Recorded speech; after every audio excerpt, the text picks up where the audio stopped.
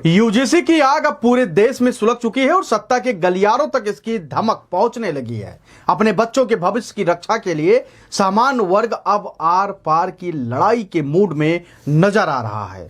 एक तरफ महिपाल सिंह मकराना की लंबी पदयात्रा और जयपुर में हुए बवाल के बाद पूरे राजस्थान का सियासी तापमान चढ़ा हुआ है, तो वहीं दूसरी तरफ अब क्षत्रिय करणी सेना के संस्थापक डॉक्टर राज शेखावत ने 15,000 किलोमीटर की विशाल वाहन यात्रा का बिगुल फूंक दिया है। मेवाड़ और भगवान एक लिंगनाथ के आशीर्वाद से शुरू हुई यह यात्रा जन जन को एकजुट कर रही है। मकसद सिर्फ एक है, 23 अगस्त को नई दिल्ली में आयोजित होने वाली सवर्ण आक्रोश महापंचायत को ऐतिहासिक बनाना है। सवाल यह है कि क्या सड़कों पर उमड़ा या जनसैलाब सरकार को अपनी नीतियां बदलने पर मजबूर कर देगा?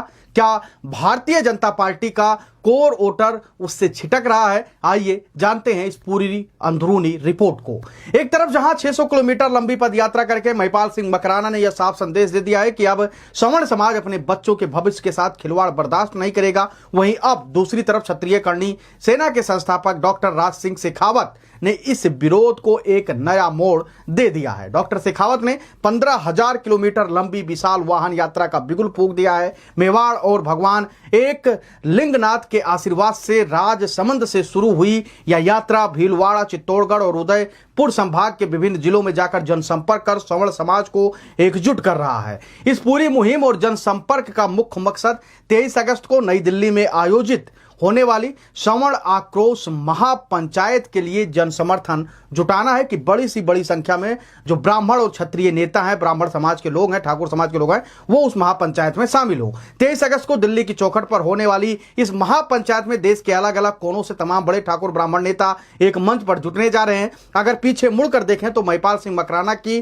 पैदल यात्रा को एक बेहद सफल आंदोलन के रूप में देखा जा रहा है। जयपुर में जिस तरह से पुलिस ने आंदोलनकारियों पर लाठियां चलाई और इस प्रदर्शन के दौरान देवराज सिंह की दुखद मृत्यु हुई, उसने पूरे राजस्थान में भारी बवाल खड़ा कर दिया है। हालांकि राज्य के मुख्यमंत्री भजन लाल शर्मा ने देवराज सिंह की मृत्यु पर मकराना की मांगों को स्वीकार कर लिया है, लेकिन मकराना ने दो टूक शब्दों में अल्टीमेटम दे दिया है, जब तक सरकार यूजीसी यानी कि इस कानून को पूर्ण रूप से वापस नहीं लेती तब तक पूरे देश में इससे भी बड़ा महाआंदोलन खड़ा किया जाएगा और हर एक राज्य में महाआंदोलन किया जाएगा। दूसरी तरफ राज शेखावत की 15,000 किलोमीटर की यात्रा ने आंदोलन की आग को हवा दे दी है। वह जगह जगह क्षत्रिय और ब्राह्मण समाज की छोटी छोटी पंचायतें करके दिल्ली महापंचायत में भारी भीड़ जुटाने की पुरजोर कोशिश कर रहे हैं। जिस तरह से इस वक्त ब्राह्मण और क्षत्रिय समाज यूजीसी नियमों, SC/ST एक्ट और आरक्षण नीतियों के विरोध में सड़कों पर हुंकार भर रहे हैं, उसने केंद्र और राज्य सरकारों की धड़कनों को